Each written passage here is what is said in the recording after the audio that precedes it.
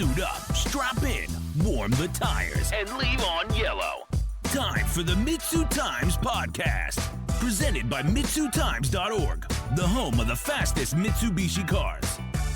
With your host, Josh. What's going on, guys? Welcome to another episode of the MitsuTimes podcast.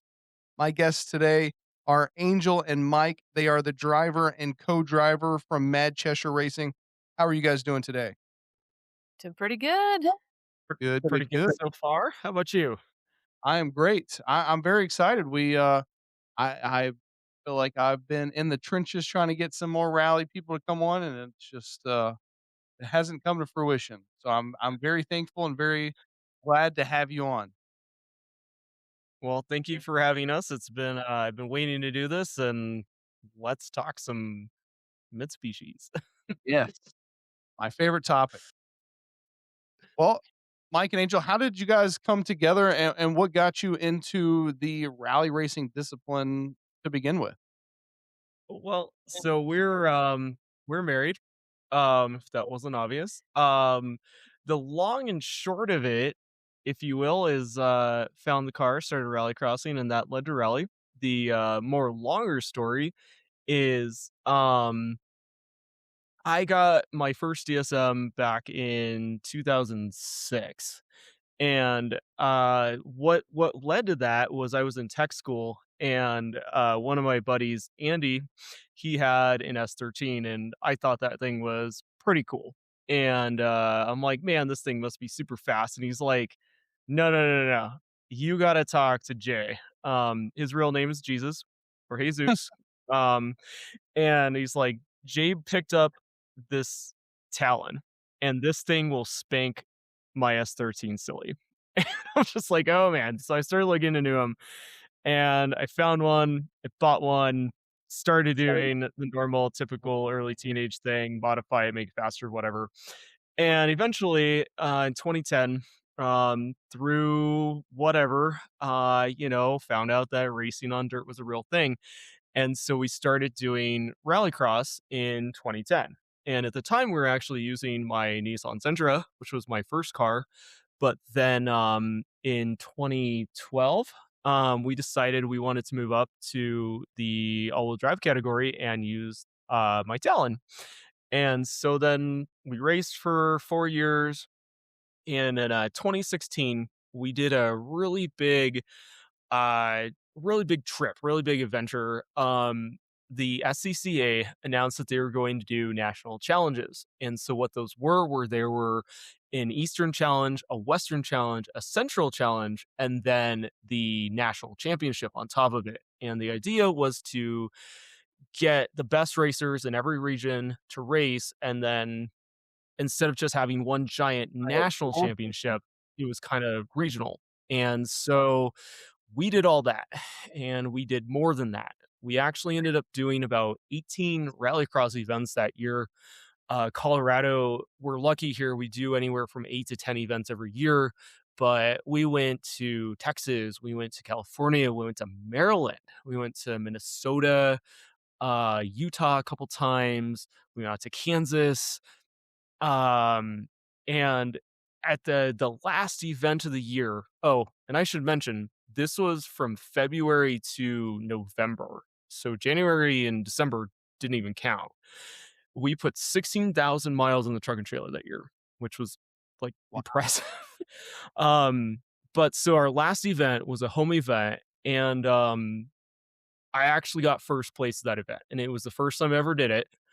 And it wasn't just like I squeaked out of first place or anything. I was on absolute fire. I took first place by about 16 seconds. And rallycross, that's huge. That's a quarter of a run, half a run. Like, wow. And so we're headed home, and I'm like, well, Angel, we did all this cool stuff. What do we do next? And Angel said, Oh, I did? well, she did. So Angel said, well, let's do stage. So that's how we got into stage rally. Hey, I'm proud of 10 years ago me, because I did not remember that. But yeah, if there was rallycross that year, we were in it and doing it. Got to meet so many different people, and that's kind of one of the nice things about both rallycross and rallies. You just get to meet all kinds of different people, all passionate about their cars and just getting together and racing in the dirt. So yeah, Absolutely.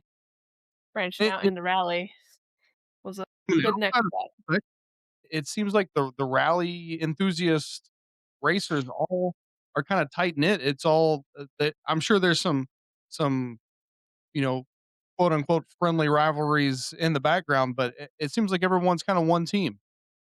Yeah, for sure. No, Yeah. it's we've seen a lot of camaraderie. Just something breaks, something's going wrong. Like you've got two or three people like jumping in to help out. Like we want to see other people keep racing and get back in the fight. So yeah, it's been really nice to see. Just in all the different regions, you kind of see the same patterns. Everyone supports each other.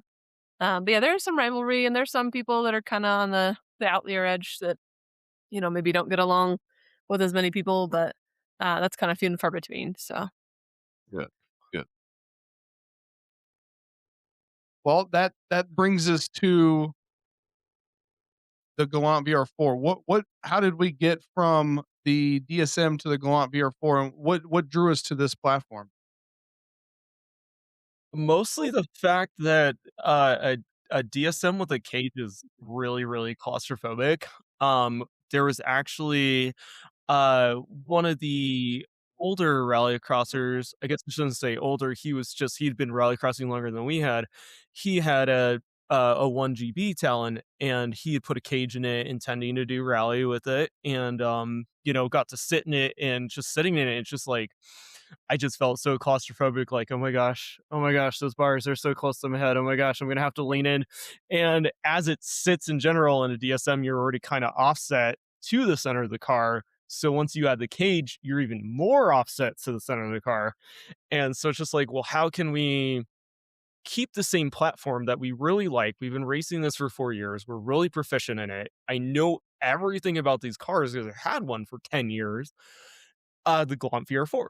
And we started looking, and we were lucky enough to find one that was at a fair price. The guy said it just didn't run right. Of course, it just needed a tune. And, he wanted to make this into like a drift car, which didn't make a whole lot of sense because it's all wheel drive.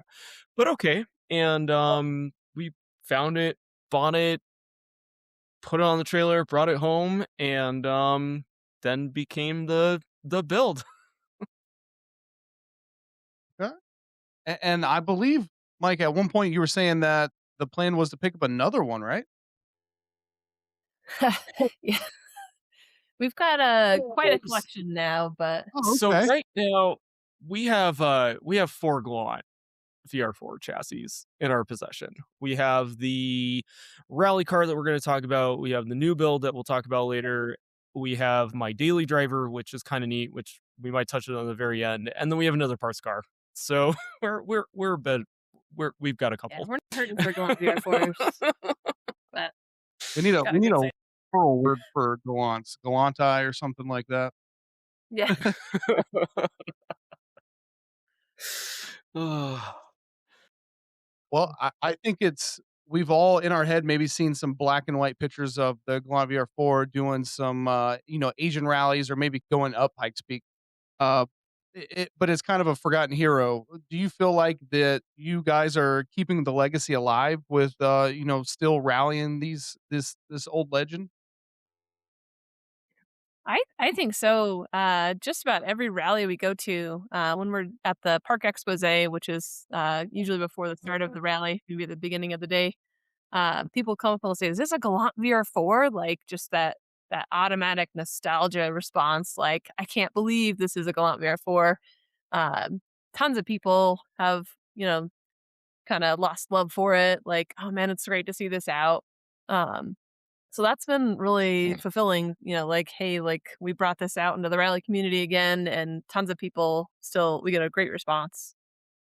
Definitely remember seeing all the I mean, this was the original like Group A car that Mitsubishi campaigned.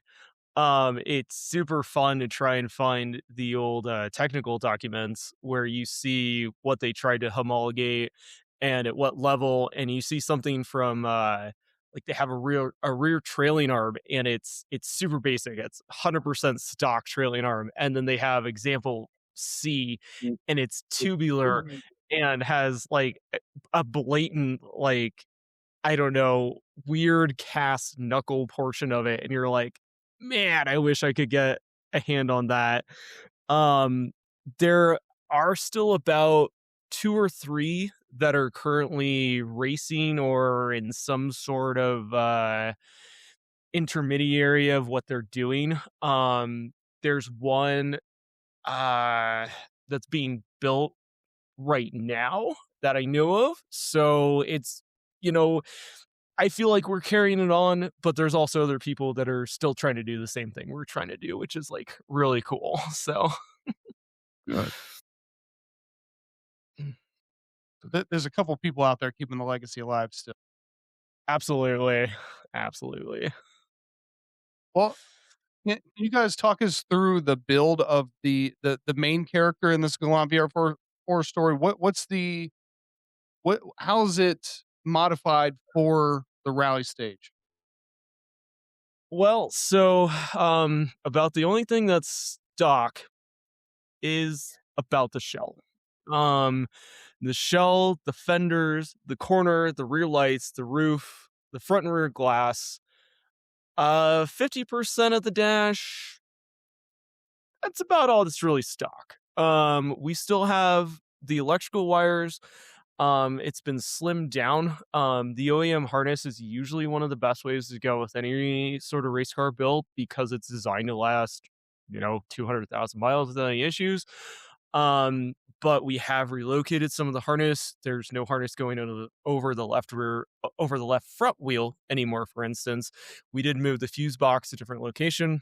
Um, Car obviously is caged. The original chassis was built to the Rally America 2006 rulebooks with the updates that they required. The bumpers have been shortened, so they're more like JDM spec. The beams have been changed to aluminum to kind of compensate that. Carbon hood, carbon trunk. I did modify the headlamps. They have quad HID projectors in them. The outside ones are used for standard high-low, and the inside ones are actually kind of set up sort of like a light bar, although we do have a separate light bar. So if in low light situations I don't require the full light bar, the headlamps have actually gotten us through many of dark stages. We have Lexion side windows, all 4. The suspension bushings are all poly. We have Hot Bits DT2 coilovers. We have the FIBA control arm inserts for the rears. The front knuckles actually have been modified. They have extra bits welded onto them to make them stronger. We have found out in Rallycross will break front knuckles, so stage will definitely break front knuckles. We've got a pretty good story about that. Of course, we have aluminum front skid guard. The entire underbody is covered in HDPE. Rear doors have been lightened. We have all the safety stuff that's required for the series, which is like fire extinguishers, an onboard fire suppression, a med kit, a spill kit. Olympus required a shovel. The battery has been relocated behind my seat. We have our tools for fixing anything on the side of the road that also sits behind me. On the original build, the tire is in the trunk. Spare tire. Yes, that's a good point. We have a fuel cell. What we found is that the stock tank on really good inclines, which happens with rally, the rear of the tank will hit the ground, and I don't really want my fuel tank getting dented, which might lead to a leak and the car catching on fire. That was a pretty big step. Pretty big I step. don't see that all the time. But yeah. Part of that was relocating fuel lines and brake lines. They're all inside the car. Bending 3/8 steel hardline is not for the faint of heart. It's not very fun. It's very difficult. And then of course, what nobody really expects is that the car actually has a V6 in it. We are running the 6G72. Oh, It is out wow. of a 99. Yeah, so it's out of a 99 3000 GT. It is stock. We upgraded the clutch, the flywheel. We have a Quay front diff, the exhaust. And I ended up having to make uh Delrin mounts for it. And that's probably the huge thing about this motor is it's got that V6. So When we first started, we were running just a turboless motor. When you first start rallying, um, you have some limitations for what you can run as a novice. Sure. So sometimes if you can run like an NA car with a little higher literage, or you can run a turbo car or higher literage car with a has to be uh, two-wheel drive. oh okay, Mhm. but you have a intake The restrictor for the restrictor. turbo. Yeah, so kind of making sure you're not getting all the power to the ground and flying off into the trees your first couple rallies. Right. Um, Once you get a few more under your belt, you can take that restrictor off. But what was the first motor that were we running on the 2.4? So the first motor we put in the car, it took a 4G64, an actual six bolt 4G64, which that was fun find. Um, put some really higher compression pistons in it, better rods, race bearings, did it up. It was kind of a prep in case we did want to move to a turbocharged car instead. Um, one of the huge things we were running on that car, which I'm sure most of your listeners probably don't actually know about, is DS Map, and that was a standalone. It used a ostrich emulator in place of the chip on the ECM board, so it was not really piggyback, but it's sort of a piggyback. Um, and I mean, best guess 170, maybe 180 out of that motor, but it's pretty good. Yeah. Mm. And then when we start building the V6, So the Subaru kids, which were mainly the people who were running the class we run in, uh, they were all moving to the H6s, and so then now we're at a severe torque and power deficit, and torque is more important in rally than power, really. And so how do we move it? And so started looking into the V6s, and we found out that the 3000 GTs in Europe and Japan, they never came front wheel drive like they did in America. You could only get all wheel drive ones. Hmm. Well, the all drive 3000 GTs, they weren't all turbo. Some of them were non-turbo. So do a little bit more digging, find out that you can get an all-wheel drive trans that bolts right up to a non-turbo V6, and most of the DSM stuff bolts right up to it. So it's still a V6, still all-wheel drive.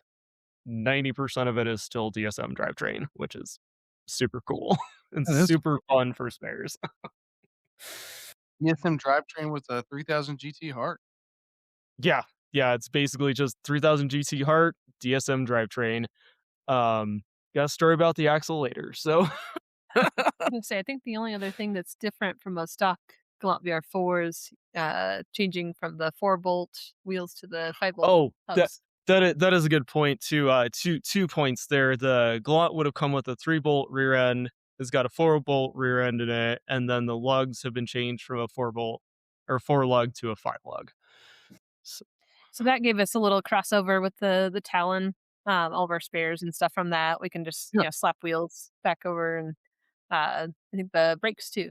Right? Yep, brakes, wheels. I even later converted my Celica to 50114, so my Celica can run all of our rally wheels and tires if it needs to. So when it comes to prepping this older car for rally, did you find that there were a lot of challenges with maybe just making sure that the car was going to just hold up and not rattle into pieces?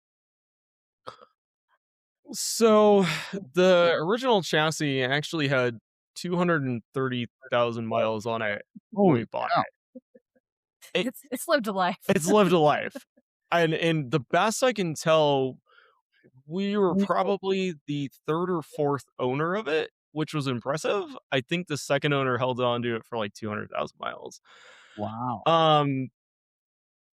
But mainly the hardest part we have with this car is at an event, if we need a spare, if something breaks, if we don't have it, nobody else does. Yeah. So we probably end up at each event with, I've always estimated it and I'm probably overestimating it, but like we come with like 1,000 pounds of spares. Shy of an engine and subframes and body panels, or I mean, you could just take a big hammer to a bunch of body panels. I pretty much have everything. Most of the spares are going to be DSM spares, except for body panels and the drive shaft. Sure. When it comes to reprepping, it really comes down to, especially with it being a 90s car, there's not as much available anymore. So I either have to find new old stock, wait for something to get made, find something used, or typically what I end up doing is finding something custom. And custom can range from anything from completely something I've engineered, built, modified, or um taken something from, say, like an old Hyundai Sonata V6 and made it work because it just bolts right in. But that requires an amazing amount of research. The other thing we do end up having to do a lot, and I feel like we probably have to do it with even a DSM, is just buying entire shelves. A lot of people, so we need suspension parts. It typically is usually what we need. Most people don't want to sell you control arms. They don't want to sell you knuckles. They don't want to sell stuff like that, because then it becomes a non-rolling shell. So they don't want to sell it to you. So what I end up having to do is buy entire shells. Tell them, sell everything you want off of it. When you get tired of it, let me know. I can bring wheels and put it on the trailer. We'll drag it home, and then we just end up crushing shells. Try to sell off what I can, but that is probably the hardest part, is acquiring parts. We do, yeah, that's probably one of the hardest parts. I think one of the more unique things that we had to do with this V6, we found out our kind of first full event in left front, the driver axle, was just a little bit too short. So we went through a stage that had a lot of like potholes, a lot of ruts and things, and really ran it through the paces. But we found out on not full droop, but full, what did you call that? Full compression, which is really wild. Full compression, your axle is probably longer than at full droop. It's the weirdest thing. Even with our rally suspension. But so yeah, axle popped out, was spitting things, splines and things out. We got to the end of the stage, managed to at least limp it there, and then in between that stage and the next one, we were trying to figure out how to fix it and tried. Mike was at it for, probably 20 or 30 minutes. You don't get a lot of extra time to jump back in. But yeah, unfortunately, we had to throw in the towel on that one and try and get it back to service. So yeah, just part of the R&D of moving to that motor. Yep. But he was able to go to a local fab shop that does axles and drive shafts and stuff, and ask them to make an axle that's just a little bit longer and happened to be reinforced. So that was nice to have. I think Angel makes a good point, because it's not like you could rely on someone else to what they did for a similar setup, because there's probably no one out there who's ever done this setup before. Yeah, even the Evos, like we don't share a whole lot of stuff with them. No, so. this setup is completely one off. From all the research I've done, I'm not 100% certain. I think we're the first all-wheel drive V6 swap in one of these cars. I know there's been several front-wheel drive ones, but even finding the information on the front wheel drive cars is extremely difficult. It's not done in stateside. It's mostly done across the pond, and it's not out there. So yeah. Oh, CVJ, right? Yeah, yeah. CVJ in Denver, Colorado ended up doing our axle adjustments. Did a really great job. They do a great job with axles. We'll give them a shout out at the end as well. So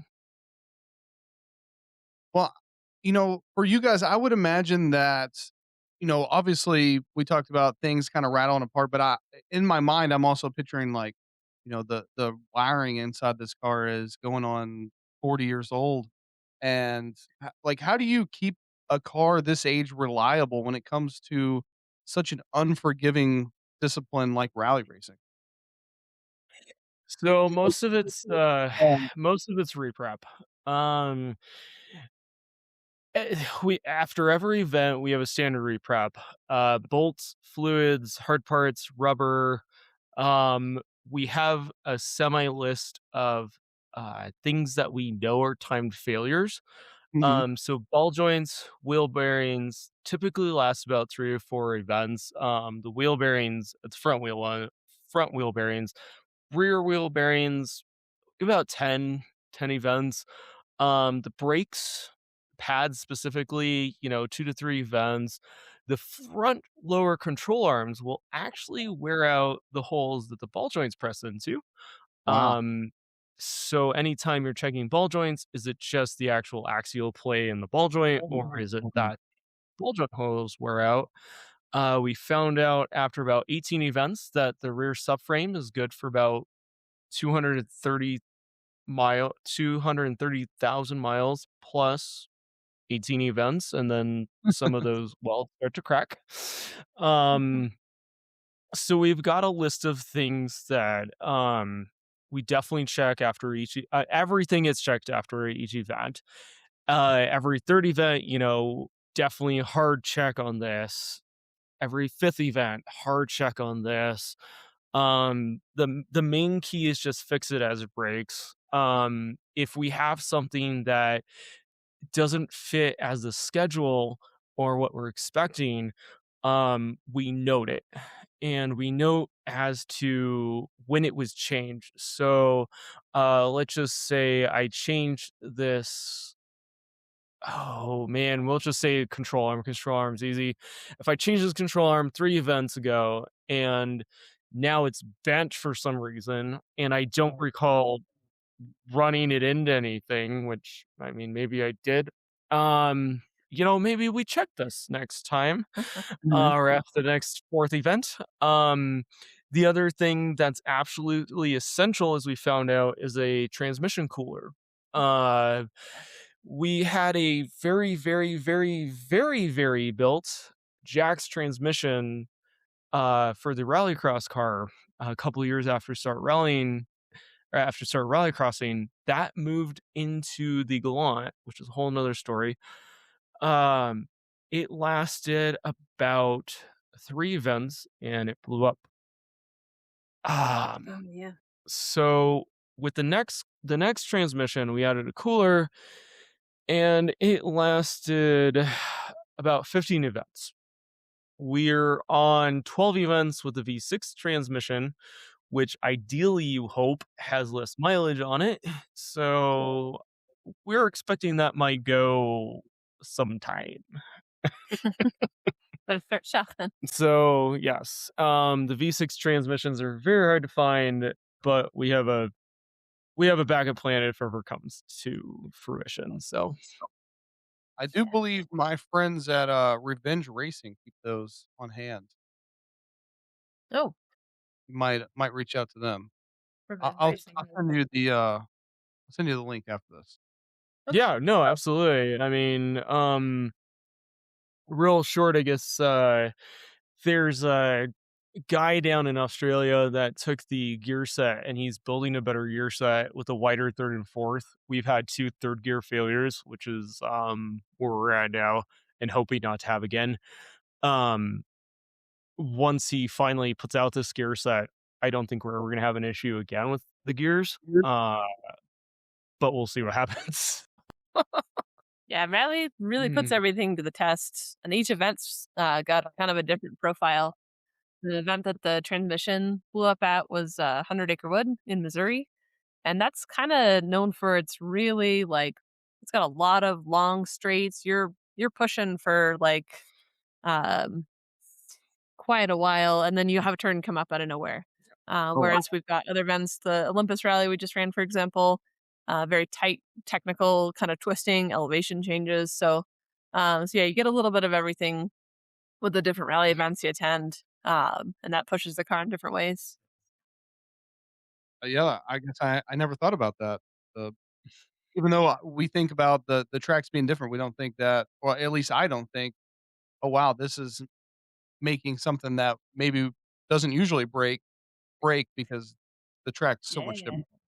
different. The first time I brought in that trans, when it blew up, the first one we blew up, I was talking with the techs at Jack's, and he's just like, it kind of took him a minute to just be like, you're just constantly changing everything all the time. Like, this isn't even track racing, like, where you're just kind of changing, 3 to 4 through a gear or anything. It's just like 1 second you have no traction, and the next second you have 100% of traction, and the next second you have 50% traction, and then the next second you have 0% traction.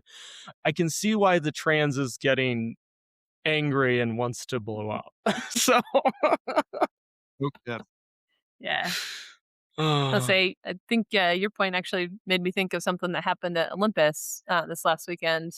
We were sitting at the start of a stage. Most of the weekend, we ended up having an extra minute between cars. Normally, there's a 1 minute interval. We bumped up to 2 minutes because it was really dry in the Pacific Northwest that weekend.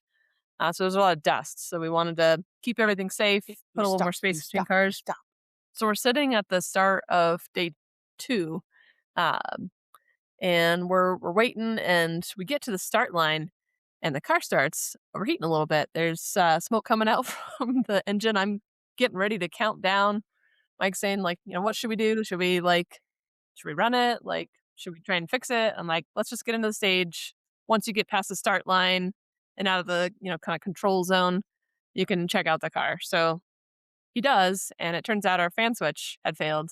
But he jumped back in the car, we started going again, and as we were moving, there's actually air hitting the radiator, so it's able to cool down again. So made it through the stage, and then I think it was between stages. You figured out a way to kind of hot wire. that might actually end up on the change every couple event as the fan switch, Yeah. because that is the second time the fan switch has failed. Yeah, and So it could be to being that older wiring. It could just be the heat and the excess kind of aggressive nature of how we take this car out into the woods and put it through all those paces.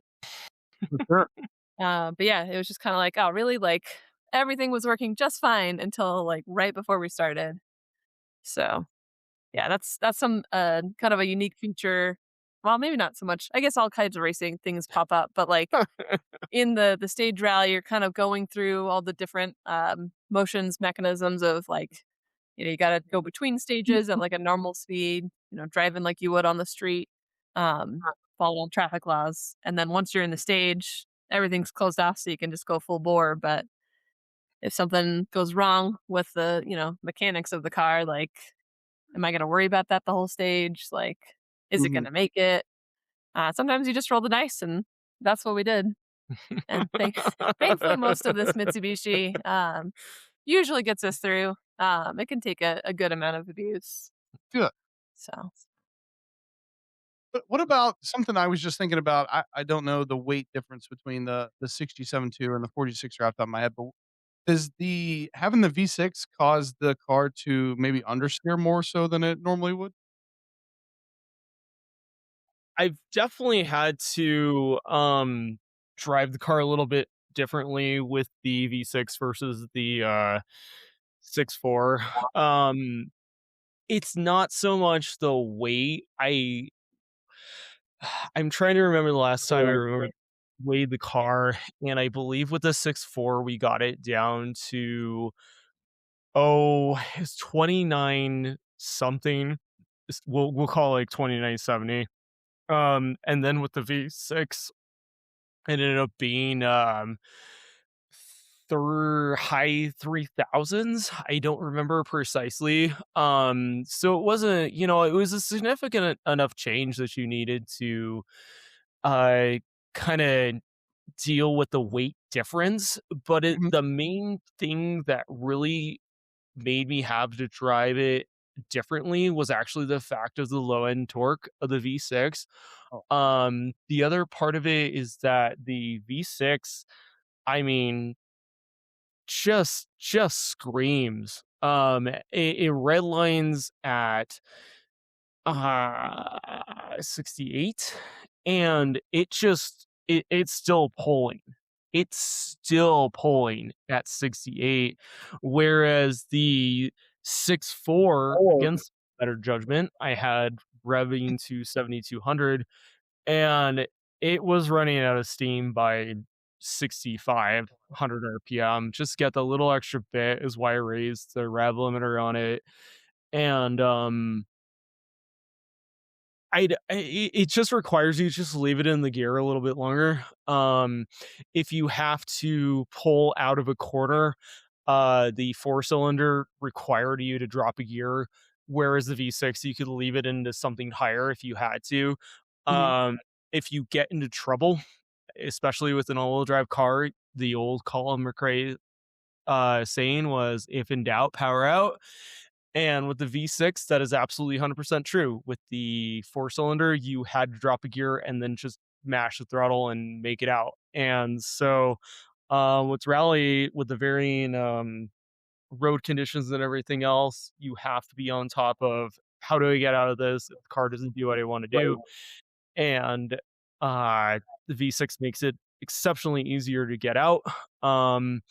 I can tell you that when you tap the brakes, the V6 definitely dips a little bit more and you get a little bit more rotations. So you have to be a little bit more cautious, especially if you're trying to left foot brake. You definitely have to make sure that you are still on the power before you tap that brake to get out of that turn. Otherwise, the weight, I don't think it really matters. It's such an insignificant change that you really just feel the more power of the V6 out of everything. So I've got a fun note to add for that. So for all the events that we've run for Stage Rally, Mike's usually our driver, and I'm usually the co-driver. But I had one event so far that I've been brave enough to jump in at the driver. And it was kind of an auxiliary one to the 100 Acre Wood race. It was the Show Me race, also in Missouri, using a lot of the same roads. But it was originally a 1 day, and they split it up into 2 days. So I thought, oh, perfect. It's like lower mileage, good one for me to jump into. Mhm. Um, but we had to run the restrictor because I was a novice driver. But even with, what is it, like a 55 millimeter, it's 60 50 millimeter, millimeter restrictor. even with that restrictor, like I couldn't tell. I'd never got to the top of the power band because I was still, pretty inexperienced with that power. Used to the turbo on the town when we rallycross. But yeah, you have to be ready to respond to the road. One of the unique kind of features of the 100 Acre roads is there's a lot of crowning. So you have like ditches on the sides, but there's a very clear kind of crown nature to the road. So we're the first day, maybe a couple stages in. Um, Mike was doing a great job as co-driver. He knew all the ways the car handled. He was doing well on the notes. And I was still kind of feeling out how to do the turns.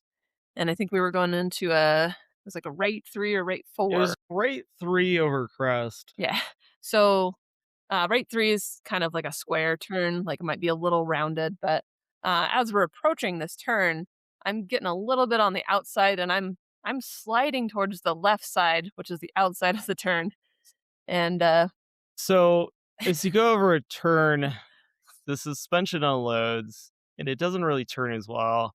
And so now we're not even really necessarily sliding towards these trees. We're going at a 45 degree towards these trees. And I told her at the beginning of this, I'm like, if you have a problem, just give it power. Like, give it power, it'll pull itself out. It's fine. So we're sliding, and I say, power, like power, power, Yeah. power. So she does. She says, oh. And now she gives it power, but now we're going faster towards the trees. So I tell her, Gonna turn? turn? Maybe turn? Yeah. Oh a great yeah, and idea. she turns, and so now we're going the correct direction. So we And- just and these trees. just- They kiss our windows and the left side of the So car. Angel had brand new rear Lexan windows yeah. because we had to put on new stickers, and taking stickers off of Lexan windows is terrible. Yeah. Brand new windows. Her windows have scratches on them Yeah. from the trees that she decided we needed to take some leaves from. Yeah. This is in the fall. They were very, We got back to service, and I'm pulling leaves out of the window. that was my one brush with danger. But yeah, thankfully had a good right hand man in my head tell me how to drive out of it, because it's I guess the big difference between rallycross and stage rally, like rallycross, you're in a small dirt field, you're navigating through some cones, but like you might be on a couple acres. Out in the woods when you're rally racing, like I mean you're going miles. Like most stages are 5 to 10 miles long, so you're not seeing the same things, and you're having to cover that distance, drive around everything. So it's a totally different ball game. And yeah, it's really good track. You're not seeing the same turns, so very fun. But yeah, it was an interesting experience, and I'm glad that I did. I haven't been brave enough to drive in there again. But it's given me every encouragement, like, hey, if you ever want to do it again, I'm like, you know what? I like the right seat better. I like reading my notes. And you do the he's a really good driver. I feel like over the almost 10 years that we've been rally racing, like we kind of like eased into more speed. Like we didn't just kind of go balls out and run into trouble. Yeah, feeling that extra speed that we've grown over the years, it's fun. Good.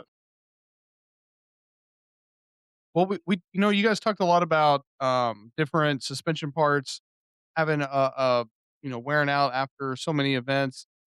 Is there like modern? Are you guys looking at like chromoly replacements or something like that to modernize this old suspension so that you don't have to keep using trying to source these factory components, or is it maybe not even allowed with the class that you're in? So the class, the NA 4-wheel drive class is open with a naturally aspirated, and basically is what it says. The only problem with a lot of Heim joints, stuff like that, is where do you end up as far as reliability? We have seen some failures of aftermarket ball joints failing, ball studs basically failing, Heim joints usually fail. My big fear with when you move into a Heim joint is you're typically ending up with a chromoly rod, which they're super strong, they're super good, but the impacts, they don't handle impacts super great. They might be great for one, they're not great for repeated impacts, and that's usually where we're at. Even with the underbody, there's no guarantee that the lower control arm on the left rear isn't going to get hit a million times at the same time while your exhaust is getting smashed to bits. Yeah. And then it doesn't snap. So the stock stuff has been very reliable. With the added metal bits, especially to the lower control arms. Yeah. The underbody tends to let rocks kind of skid under everything. And so you'd probably gain a little bit of an advantage when you compare track to rally. Track, obviously, moving to something like a compliance rubber bushing to a full Heim joint, you're going to get a better response out of the Heim joint.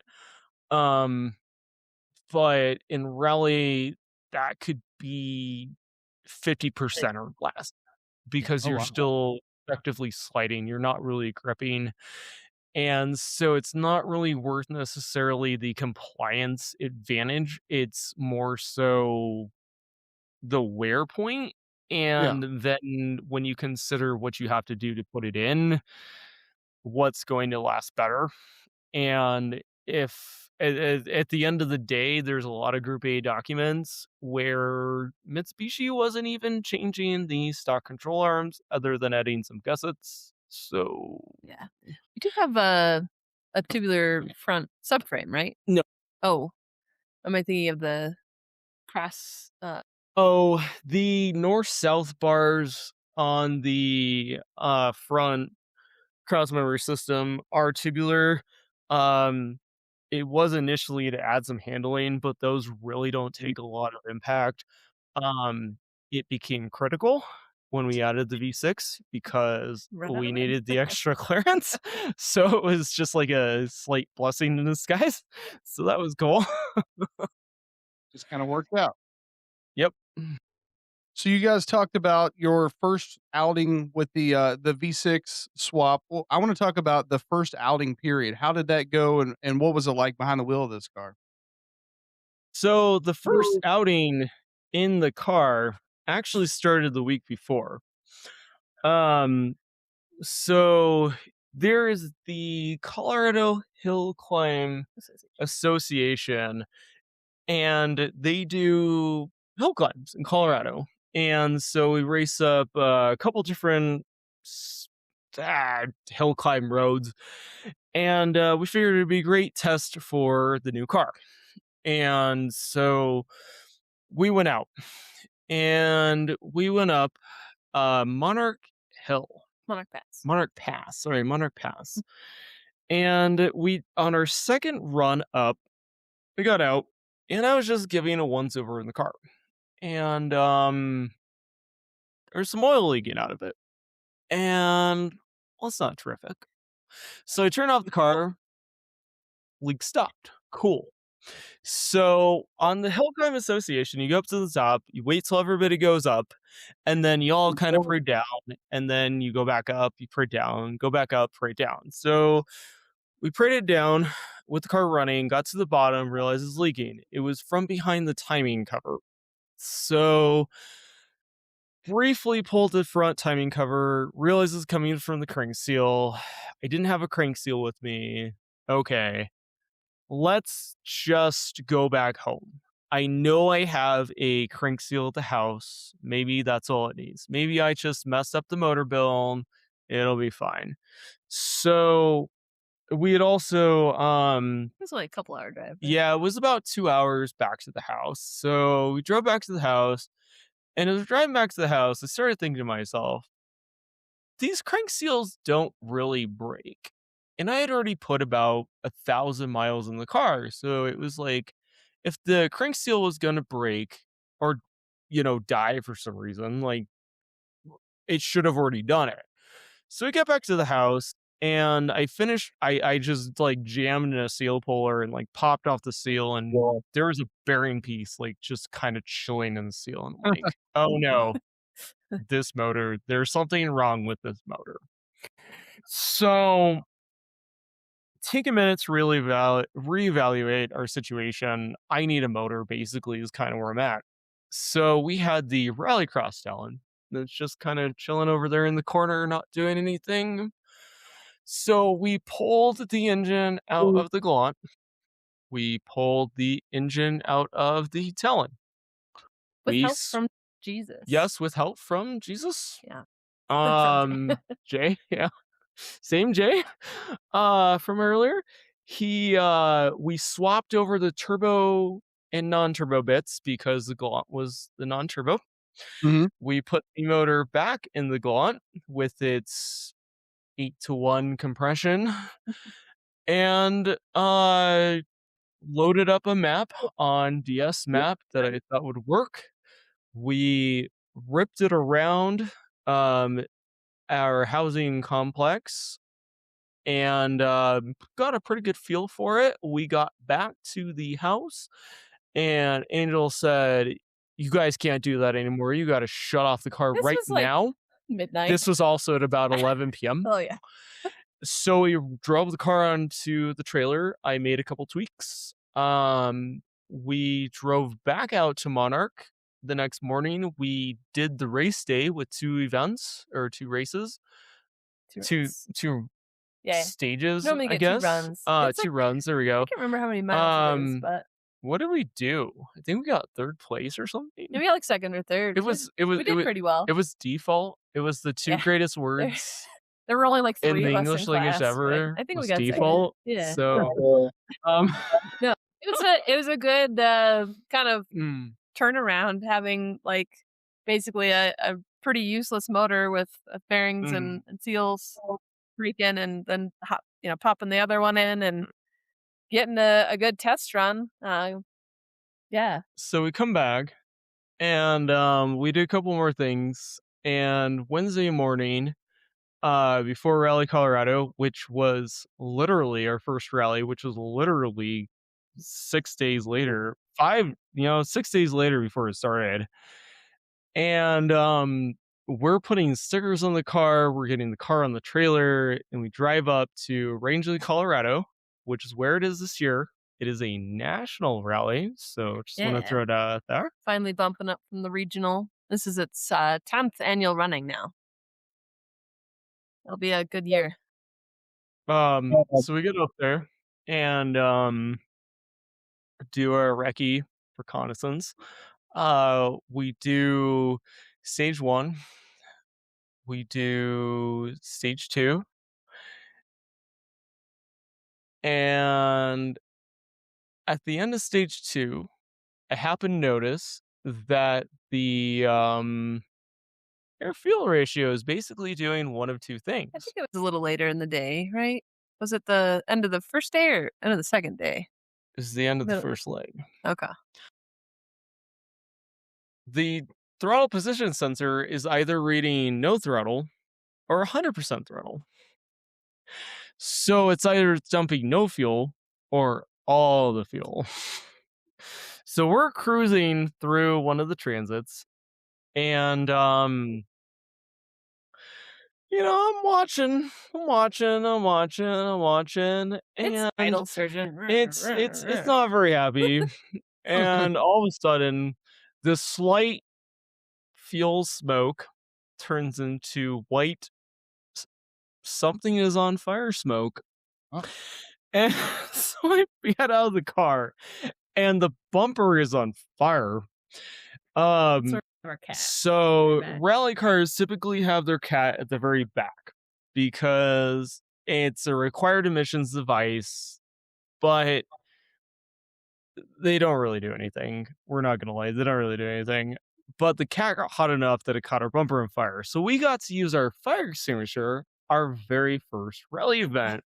Wow. Which was pretty cool. Oh, got the fire out. The very end of the trail of rally, they always have sweep. Sweep is the safety car for the last rally car.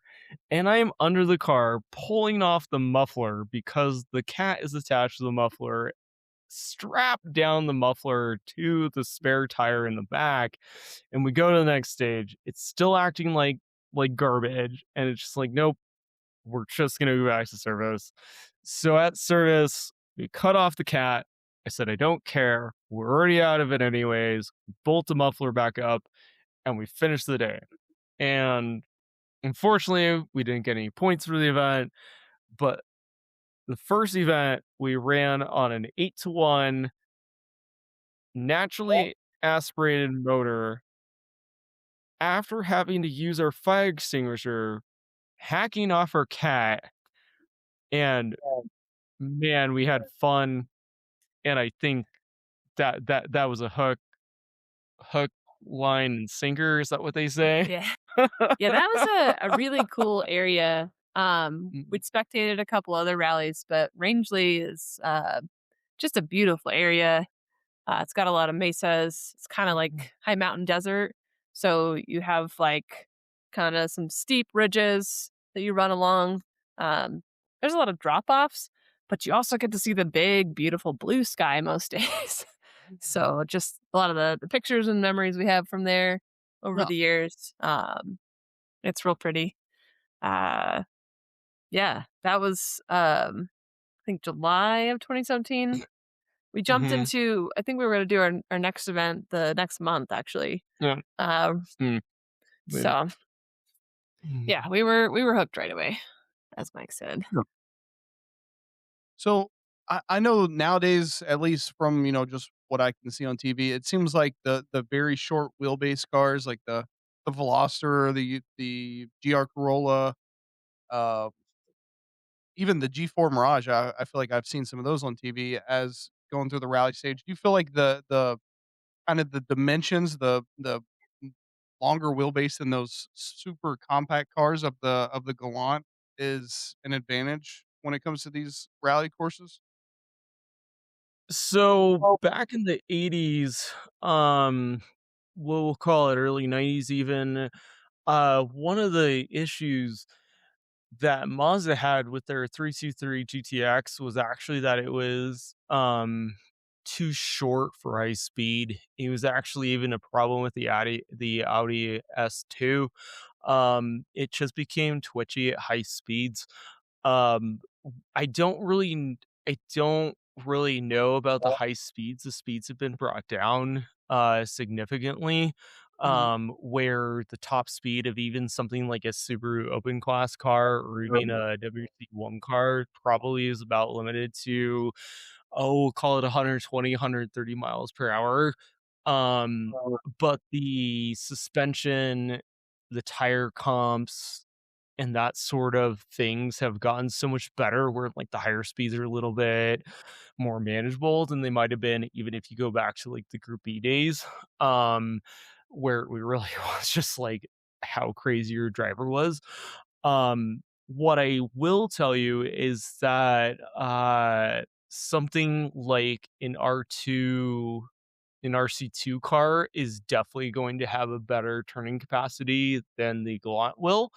Um, I mostly blame that mostly on uh modern technology, better powertrains, better tests, better drivers, really, probably better drivers.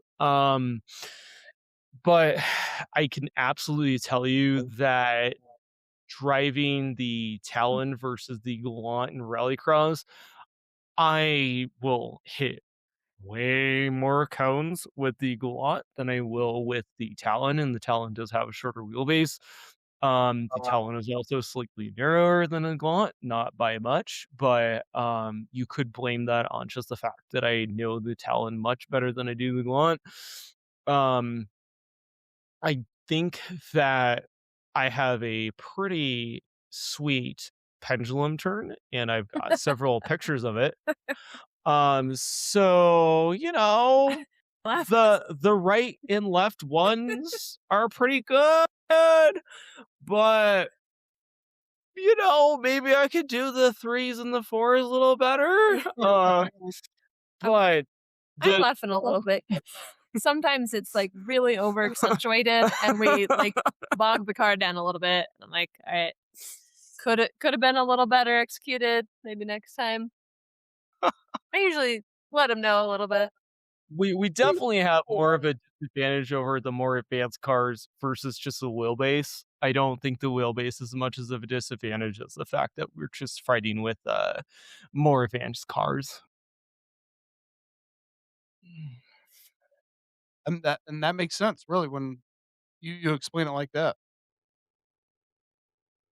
Well, you guys, it seems like you've had some very memorable, some very fun and just moments that will last a lifetime. To you guys, what has been the most memorable moment behind the wheel of this car?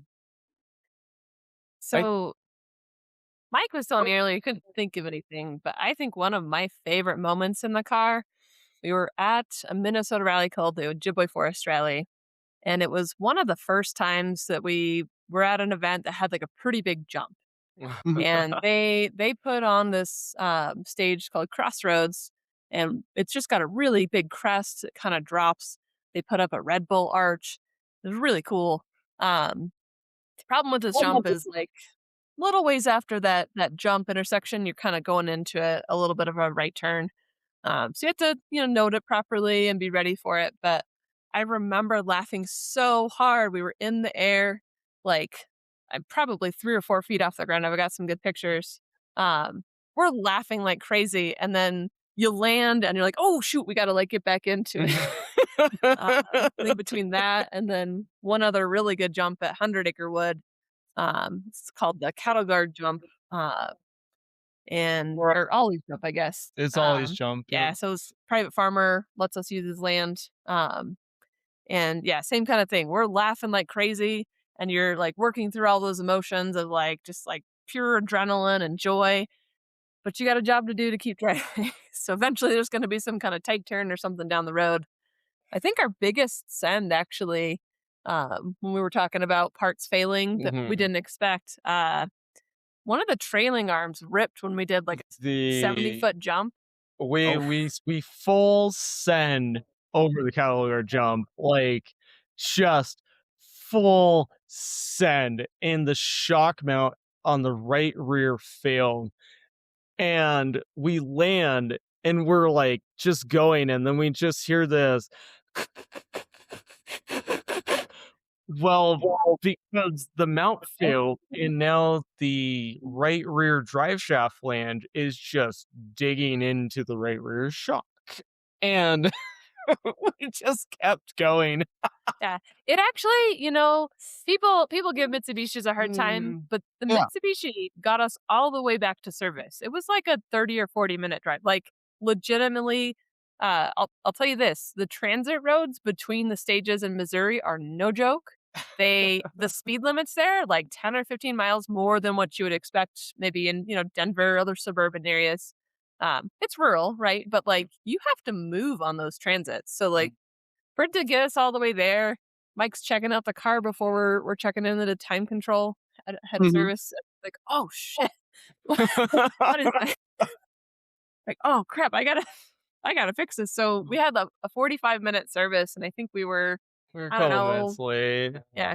But he slammed everything. He got everything changed that we need. And yeah, we're flying out of service, and we're able to catch the next stages. So I think the only other really, I mean, everything's super memorable.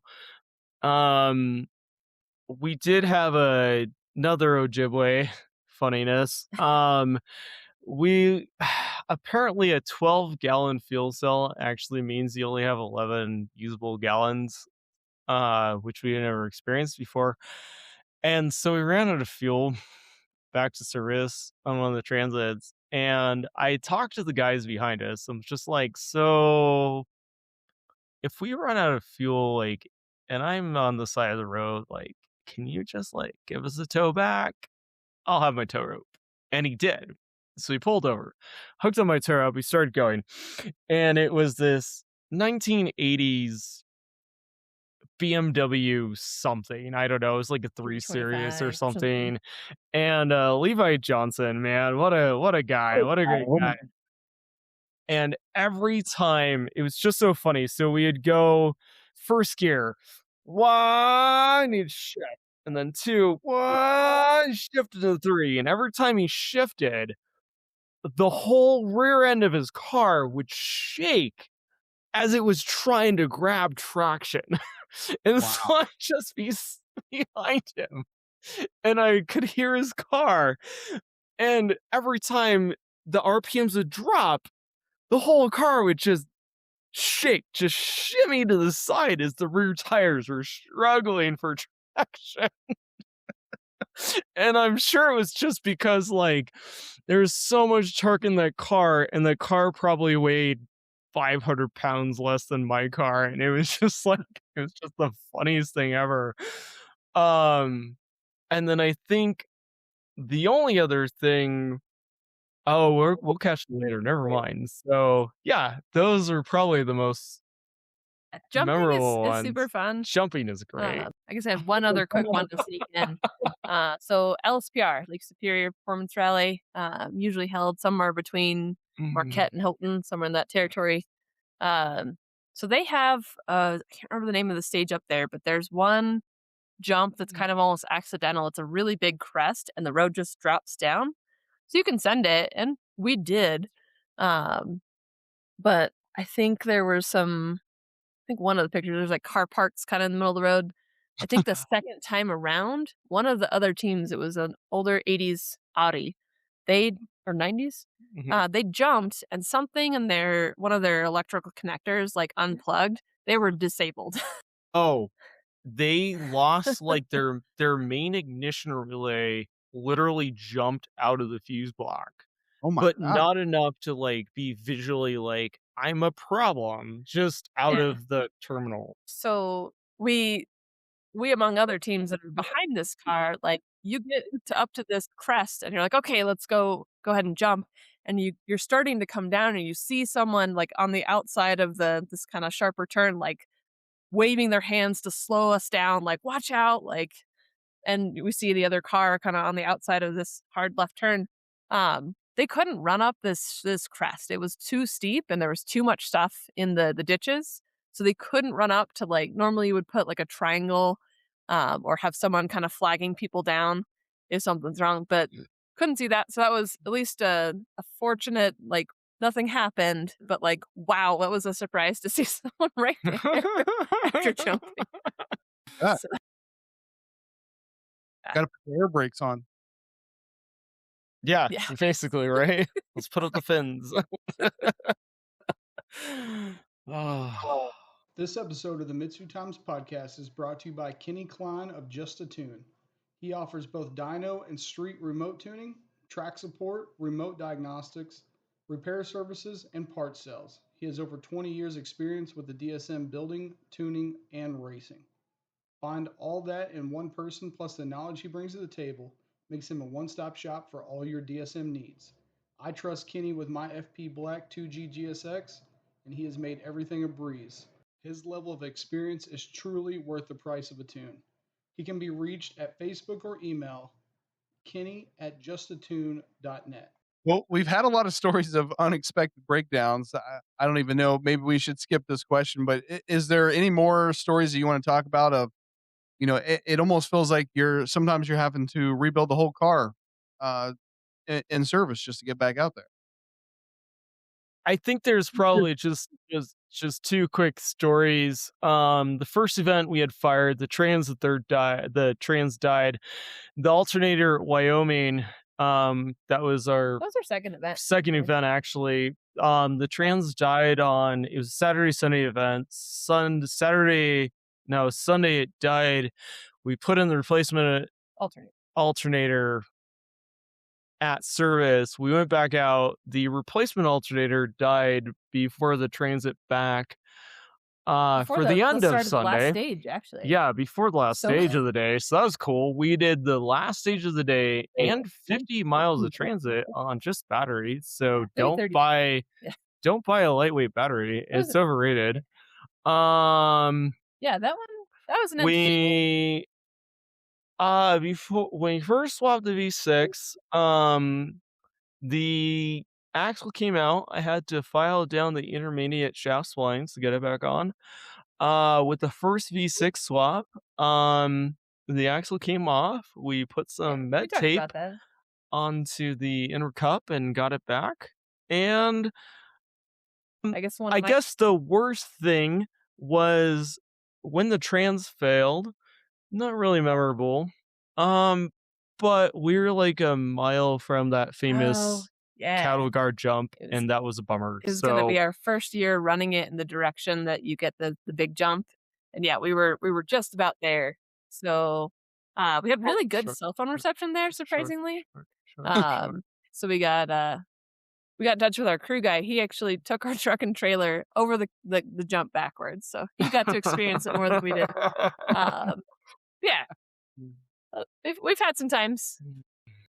Well, you talked about, Mike, you do the driving usually, and then Angel, you're usually the co-driver, and we just heard about, a third crew. How do you divide the roles within the team, and how does that become super important when you talked about how, in service, a lot of times you don't have a whole lot of time?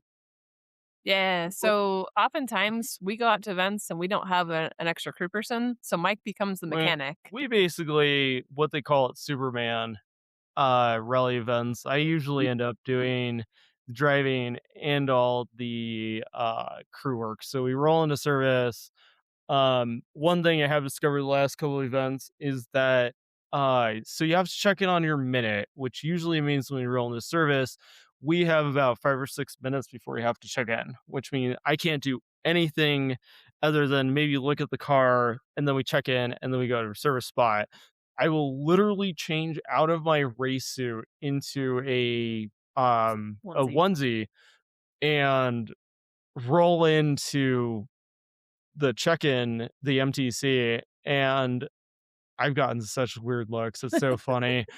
But 'Cause you're only supposed to be in a fire it should be in like a fire suit. suit and roll through and then just like tires up, everything we need to do for service and then suit back on and we're out.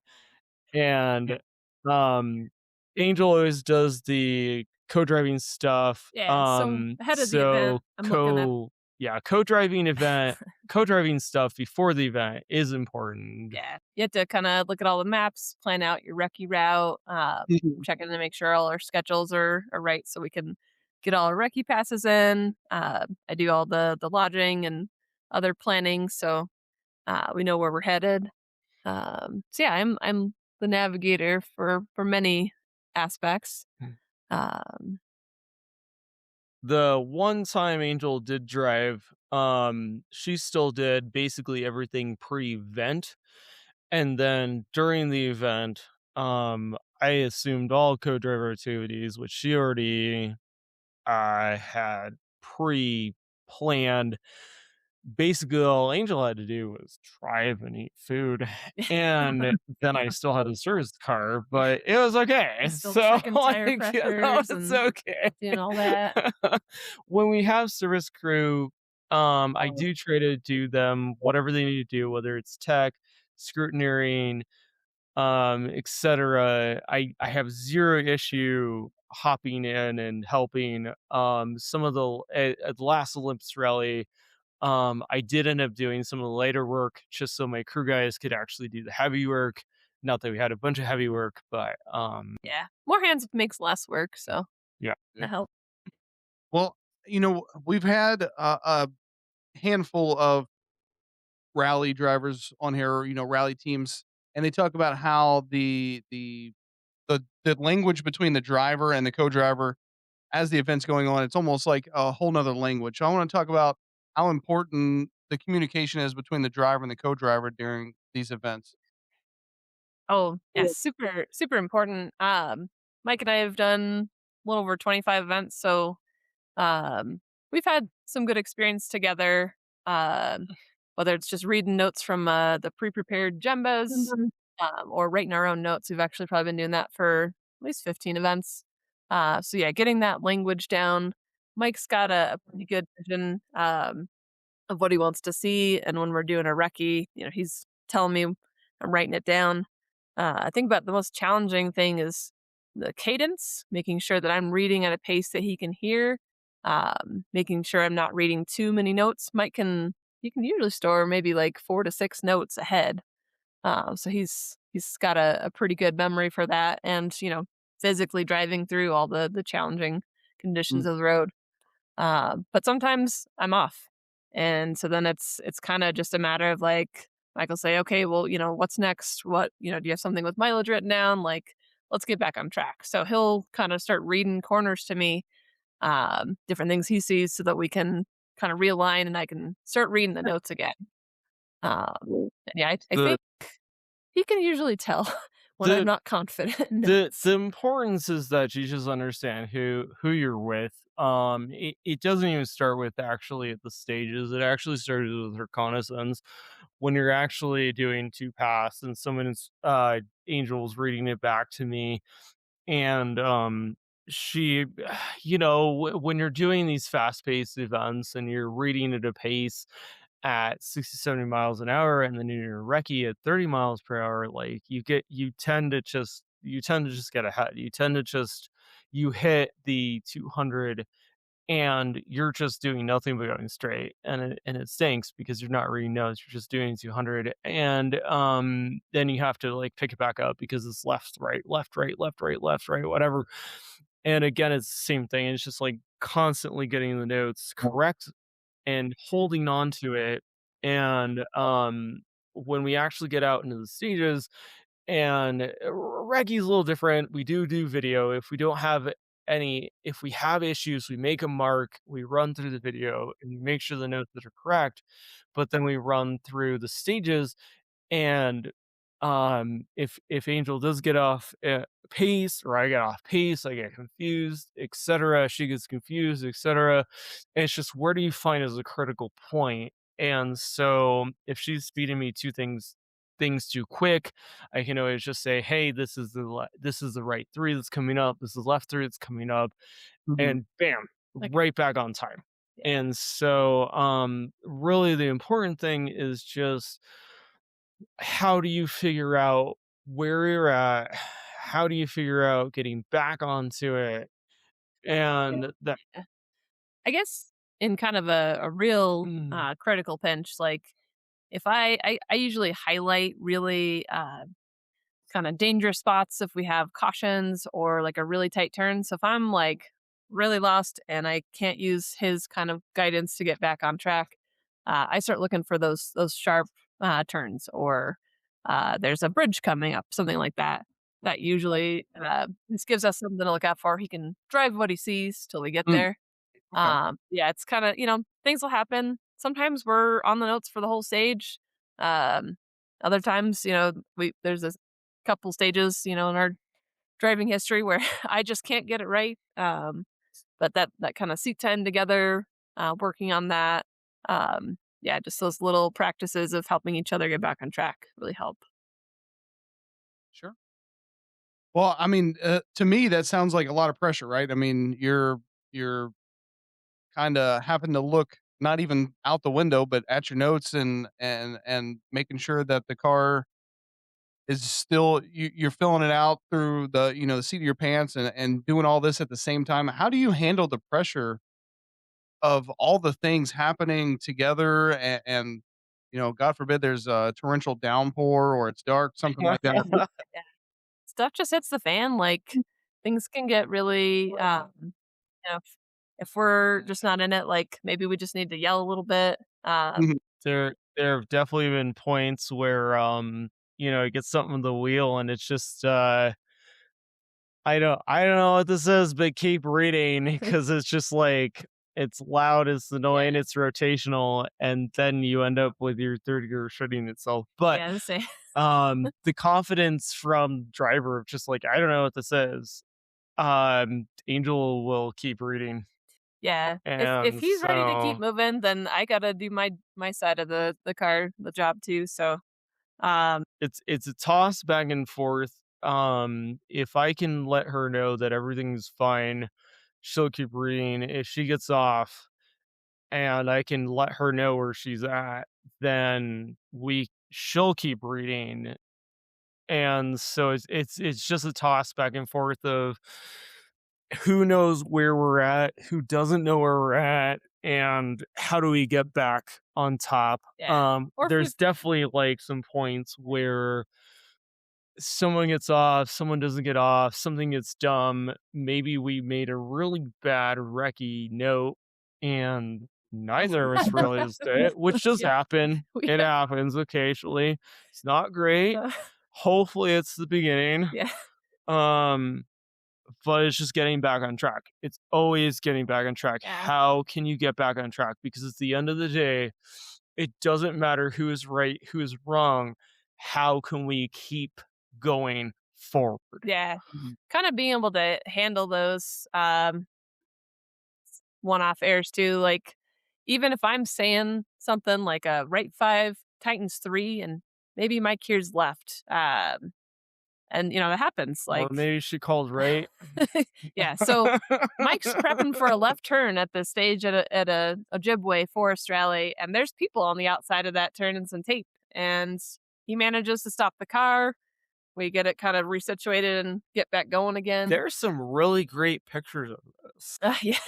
Yeah, this one photographer just like big zoomed in, like this car is coming straight for him, but he's still shooting. Yeah, just I think the years that we've been rallying, like I know Mike can fix just about anything. If we, can't fix it, tough cookies, but like we've gotten out of a couple interesting problems, and just that kind of adrenaline rush of being able to deal with that and jump right back in, like that's super satisfying. Like a lot of people call that press on regardless. Like Yep. things come up and you had to deal with them. Um, and yeah, that's been kind of a fun aspect of rallying over the years. Well, we talked earlier about how, the amount of people rally racing these Galant VR4s is, you could probably count them on one hand. So when you're out at these events, how do the fans and other drivers react when they see the Galant VR4 out there? Everybody knows somebody that had one of these cars everywhere. It doesn't matter. And it doesn't matter if they race these cars or if they actually at this last event Olympus was like, my dad let me take his Galant VR4 to prom. Nice. and I mean, like, and then the embellishment grows, like, we jumped over the railroad tracks. So, like, I, I don't know. Yeah, I was talking to an older guy that he and his buddies raced these cars back in the day, and like, he was a little harder to understand, but like that joy from like that earlier time in his life when he was young and just really into racing Gallants, like that came to life. We were having this quick little talk, and like I love connecting with people. We have a really fun, at least on our old build, we had a fun livery with turquoise and purple stripes. We also kind of a fun mod. We have underglow on the car we run at night, so we're a little more identifiable. And the Olympus rally, there are a lot of spectators that came out. They went to the park expos, but they also went out and watched from stage. And I got a message from someone after, I want to say it was either the first or second day. His little girl, they were out watching, and she was getting kind of bored. It was a long night. They were waiting for the stage to end. They saw our car. We were kind of near the back of the pack, and she saw our car with our purple underglow, and she like lit up. She was so excited. Like that made her night. Just hearing that kind of thing, like it's really, really fun to hear people. Guess that is enjoy a our car. small thing just about the modifications portion. We are probably the only rally car right now that has underglow. There's like maybe two. There's or like three. I two don't or know. three, It's not something everyone but does. like I make an exceptional effort to like make the underglow visible. Because it's just so cool, right? Like, Yeah. I mean, who doesn't want underglow on a And- nice car? And So- bonus, you can use that when you're doing a late night service. Adds a fun ambiance, and you can see things there a little better. is a good ambience on our service pictures. Yeah. So Yeah, if you follow our page, you might see a couple of those from one of the Olympus nights. Love it. Well, with the car being older, do you feel like the other drivers in the crowd, maybe they underestimate what your car's capable of?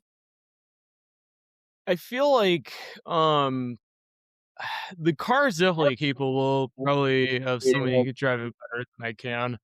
I'm not gonna lie, I'm not the best driver, but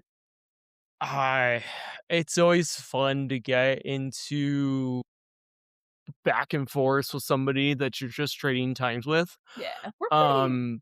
When we were at our kind of like heyday, the first build, we were solidly mid pack, and there would be other like NA 4-wheel drive drivers, usually GC Subarus. yeah, you're trading seconds every other stage. Like we have a fun little rivalry back and forth. Um, so yeah, I feel like we bring a little heat. We're not like sitting at the back of the pack. We worked our way up at Olympus. Actually, we started 74th on the road, and I think We started probably 74th on the road. We finished 32nd. So 36. was it 36? Yeah, we were in the mid We'll 30s. call it Not every 30s. car finished, granted, out of 98 starters, but like of the whole pack, national and regional, to finish in the 30s. It's Like not always about where you finish. It's not not too the fact shabby. that you finish. Yeah, finishing is important in rally. To finish first, you must finish. First, you must finish. There we go. I got you. Uh, Probably harder in rally than it is any other motorsport. yeah. Absolutely. Well, we talked about how the other drivers, there's a lot of camaraderie. What's your favorite part about being a part of the rally community?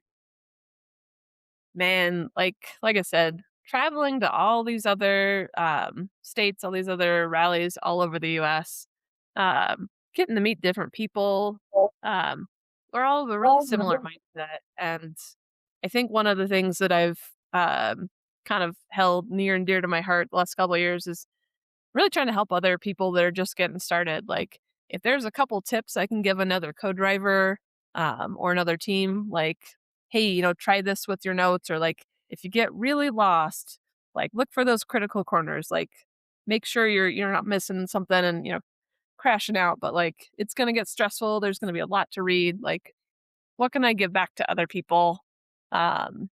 So yeah, I really enjoy interacting with other people, other rallyists. Everyone's got their own thing. They've got their own car that they're building.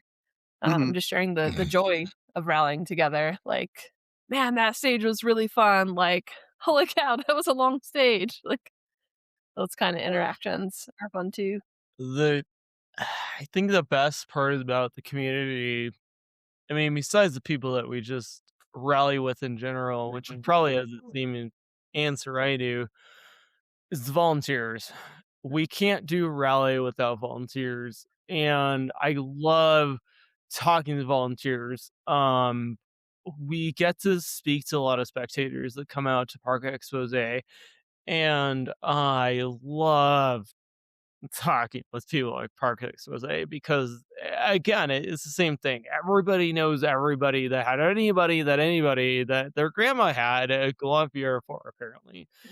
And it's fun, but like we even get like, little kids and they just want to like, I really just love throwing in a kid into the driver's seat and you're just like, go. And they just like, you can just see their little feet try to grab the little pedals as they're sitting in the driver's seat. It's like really fun and it's really cool and that's really neat. But like the community itself, it's just like everybody wants to see everything. And there was recently an article, if you want to call it, about one of the photogs that was out at Olympus, and he wanted to get a community view of this event because we were running the Olympus stages from 60 years ago. 40 years ago. 40 Yeah. years ago. I guess I have bad kinda, timing. Was it Group B? Group B. Yeah, back in the 80s, some of the stages And they ran, we got to run this year. so he wanted a story and he found someone that actually ran the stages the first time it was run back in the 60s, she was, which is cool. And it's just a community. Yeah. It's just somebody that just loves what it is. Yeah. Every time something comes out about rally, people want to express it. It kind of gets a little bit buried because it doesn't surpass generations. And when it does, it's just so niche that it doesn't get blown up. And I really I really, every time I come in and I get to meet rally fans and you see the old people looking in the car and they're just like, this is so cool. And then you get the little kids that just want to get in the car and they don't care what it is, car. They think it's neat. And it's just like, come on. Yeah. Let's do this. Come on. You gotta be the next driver. You gotta be the next Michelle Maton. You gotta be the next Ken Block. You just gotta get them in it. And so every time, I guess, every time I see a fan, you get these little short kids and they see our posters, see our stickers, and they just want to grab a poster and they just want to grab a sticker, and they roll up so cautiously. I don't know. Can I go up? Yeah, can I go up and see I'm like, this? "Here, Can I go up take and it. grab it? Like, Take a no, poster." no. And you have to walk up to them and you have to tell them, like, do you want a poster? And they're like, yes. And you're like, here's a poster. Do you want a sticker? And they're like, yeah. And then you give 'em a sticker, you give 'em a poster. And it's like the best thing ever because that's a future rally fan. That's a future rally fan. And their parents are super excited. And I love it. One thing that nobody ever really says, we bring out posters, bring out stickers, we bring out pocket screwdrivers because I love pocket screwdrivers. Yeah, always losing us. They're right. And Yeah, just little ways that we can contribute. yeah, how do you contribute to the rally community? And I love the rally community. It's great. And I hope it continues for forever. So that's all I got. All right, so talking to you guys on email and Facebook, you talked about a new build coming up. Why don't you tell us a little bit about that? So we do have a new build. The long and the short of it is we had an incident in 2024 where another competitor actually hit us in a time control and it forced the retirement of our original chassis. It wasn't terrific. It taught us a lot. It taught a lot of our other competitors a lot. Specifically that you do not take off your safety equipment until you're out of the time control. We moved on. The original chassis had about 25 events on it, which is pretty great. Moved on a new car. New car, it's Jess. It's the new girl.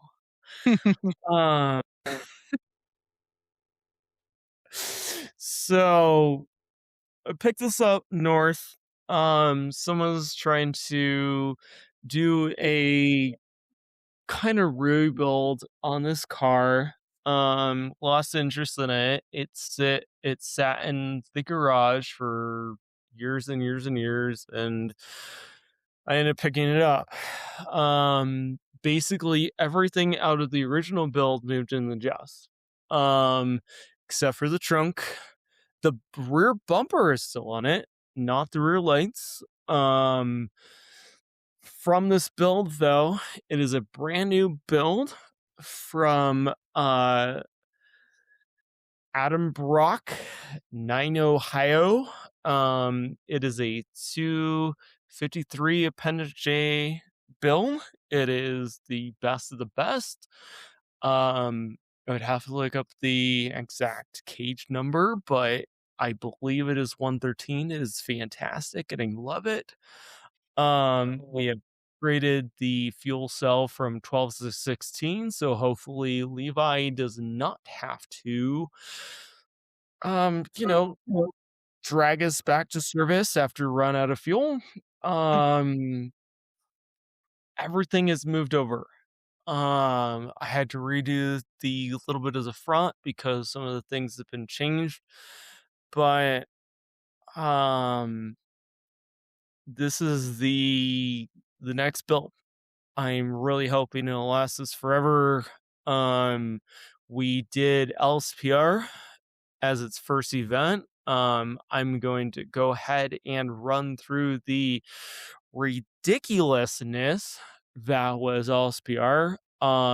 So we got the chassis back 2 weeks before LSPR. It came home, immediately contracted a scrutineer. He came by on maybe Wednesday. I painted what I could. We dumped in the engine. The Friday night before we left for LSPR, I was up till 2. The Saturday, I was up till 4. The Sunday, I was up till 4. The Monday, I was up till 4. The Monday, it went to work at 6. The Tuesday, we stayed up all night. And the Wednesday, I went to work at, oh man, maybe I have these timings wrong. So we set the back glass on the car at Tuesday at 4 in the morning.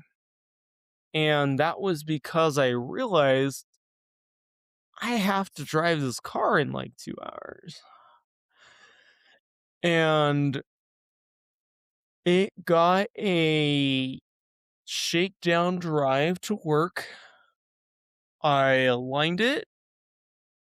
I drove it back. We put tires on. And we put it on the trailer with rally tires, packed up the RV, and we left LSPR. And that was the LSPR with the new build.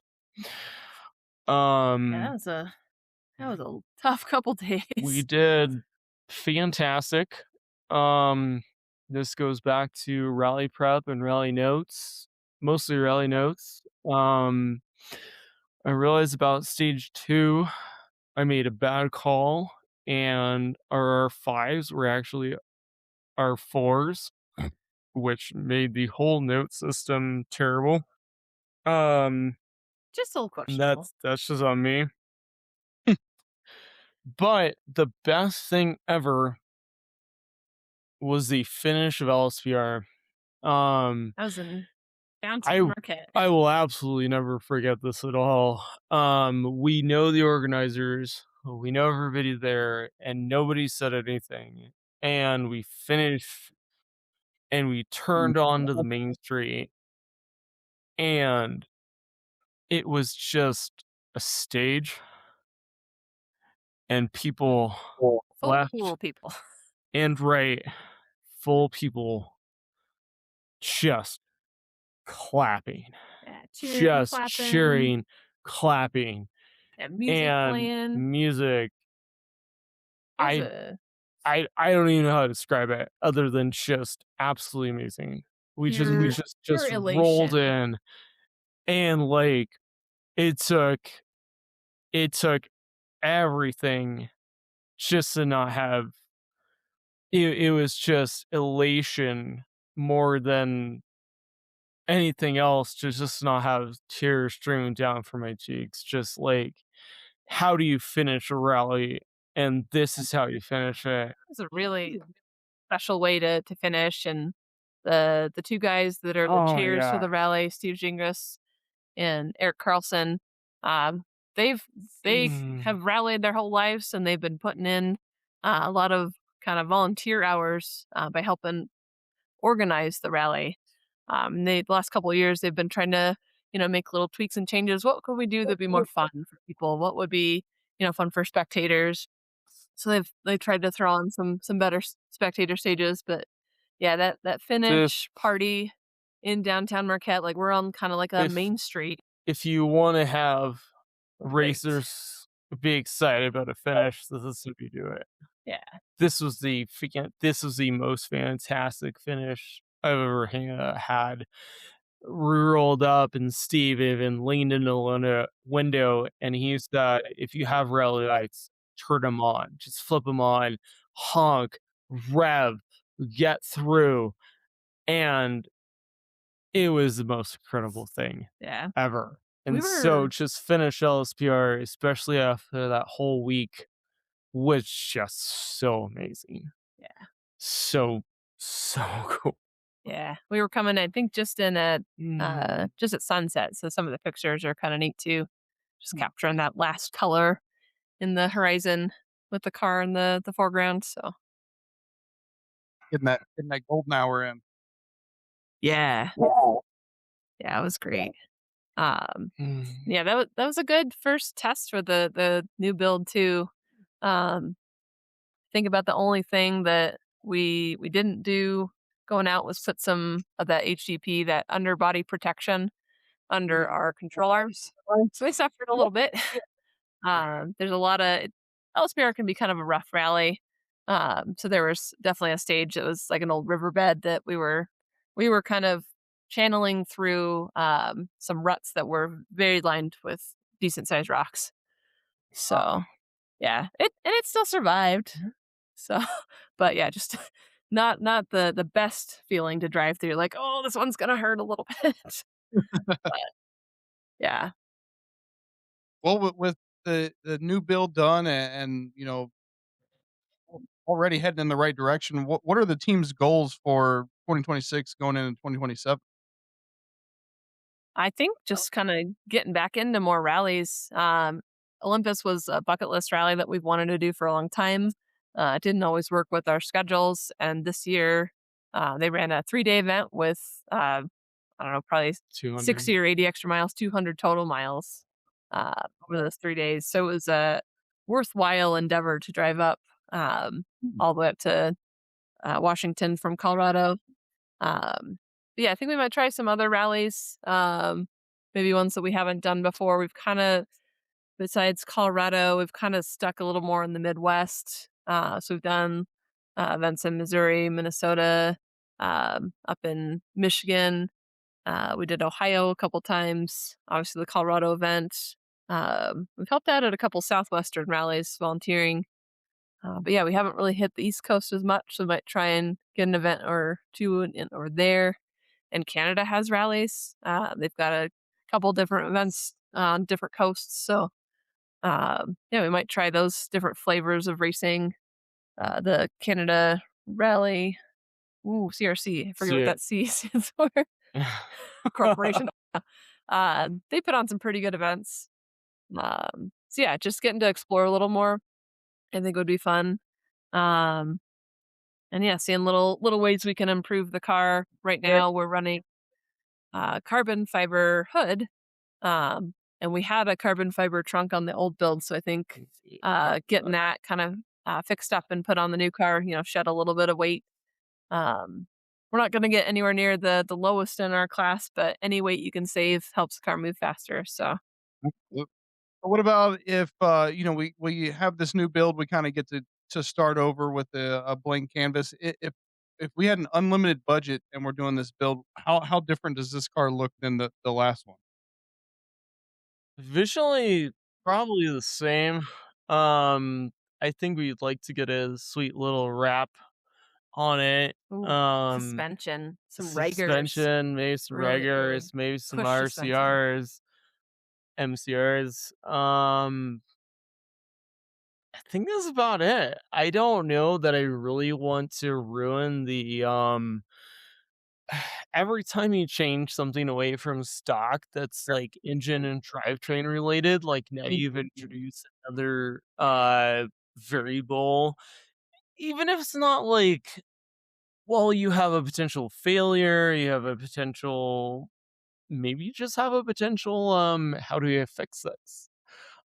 Putting in an X-Trax gear train, for instance, now you have an instance of what failed inside of the transmission. And is it easy? Is it not easy? Do you spend 20 grand because someone has one in the paddock that you can just swap in? Nope. So Yeah. I mean, we could I do a lot of think things. there's a lot of things. I don't necessarily know that we ever move away from this chassis, I think is Mhm. ultimately the answer to this question. Um, I like the Gaunt. Yeah. I like what we do with it. I think we could do some different Um, differentials. You could do I mean, if money talks, I mean, you could do well, not dog box, but I think sequential transmission so yeah, if you really wanted to, that'd be but sweet. So we just like have like the idle, and then it goes clunk into first. I mean, like who doesn't like the first clunk, right? In a sequential. yeah. So But those aren't without their problems. So yeah, it's all those different things. Even just throwing money at stuff, mm, you have to think about the consequences of what happens when it breaks. Like, I For think sure. you know, not as many people run those sequentials. mm, Yeah, you got to have a spare. So you'd have to stock up on all those different spares for things you upgraded. Mhm. Well, let's say that I'm listening to this. I have a maybe a 1G DSM or even a Galant, and I'm maybe thinking about going out there and trying this. What advice would you give me so that maybe I could have the most success early on? it doesn't really necessarily matter what car you start with. Your first car should always be probably purchased. Buy a car that has already had their All the rally. all the rally stuff kind of shaking out of it. Um, if you're really insistent on building your car, just make sure that you know 100% what's gonna fail. We rolled into stage knowing a lot of the failure points on the DSM chassis because we had rallycrossed these cars for years, and we didn't just rallycross it pretty easily mid-tier. I really did not expect this car to get back on the trailer every time we went out for rallycross. Like, Mm. it wasn't Yeah. and not that like, ah, shoot, this is gonna stink, like getting back on the trailer, but it was just like, we have a trailer, we have a way to get it home, but no fear, Yeah. Mike drives no 10. compromise. Is 10 tenths. Yeah. If you can't commit to what you want to do 10 tenths at rallycross, it will absolutely not survive 10 15 tenths at rally. Yeah. So And you kind of have to be ready for, potential severe consequence. Something, maybe suspension breaks or you make a bad turn. Maybe, your notes aren't quite lined up.